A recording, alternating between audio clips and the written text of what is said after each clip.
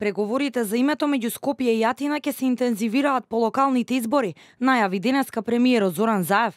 Тој потсети дека го повикал посредникот во разговорите Метју Нимиц да излезе со нови предлози и идеи за надминување на спорот за името. Градењето на пријателството со Грција, кое што го имавме сите овие месеци наназад, дополнително мене лично, другите министри во владата не охрабрува дека треба да влеземе во клинч на решавање на овој проблем, пред тоа секако внимавајќи на нашата поставеност и на нашето место во поглед на изнаоѓање на решение на овој проблем. Така да, после изборите, сигурен сум дека ќе има попрецизни, поконкретни и стратегии и правци, но едно знам, ќе се разговара за решавање на овој проблем.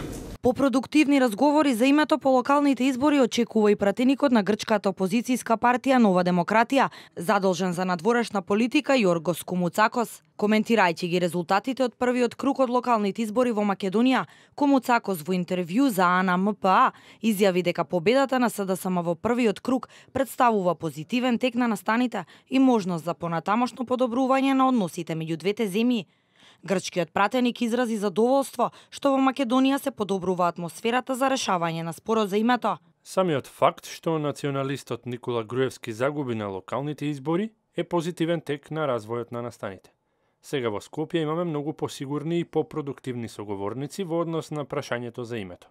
Дел од аналитичарите предупредуваат дека Македонија мора да биде предпазлива во тој процес. Некои пак сметаат дека за името не треба воопшто да се преговара. Председател на Република Грција, понекогаш и други претходни државници имаат речено дека во суштина не било проблем името на државата, туку проблем е идентитетот.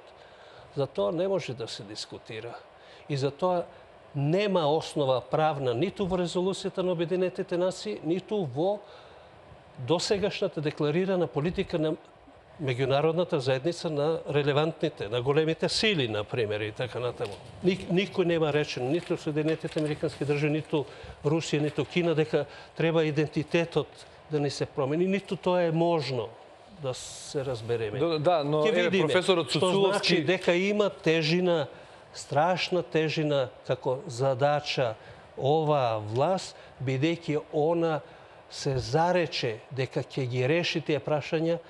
Пожелуваме, ево, успех да ги реши на начин на кој ќе биде прифатливо. Кога разговорите преминаа во преговори, значи во нешто што обврзува. И 3 години по разговорите. Од почетокот, значи 92 година, тоа можам да го аргументирам, односно да го документирам, па до сега сум против било какви разговори за името. Проблем, ако си има Грција нека не означува како сака она. Но не може да бара и од нас ние да се преименуваме. Или другите да не викаат поинаку. Така што за мене е сосема безпредметно било какви разговори или преговори околу нашето име како држава и како нација. Официјална Атина преку шефот на дипломатијата Никос Кодзијас во неколку наврати најави дека на почетокот на ноември ќе стартува со работа мешовита комисија што ќе ја чисти историјата од иредентизам, информација која беше демантирана од нашите власти.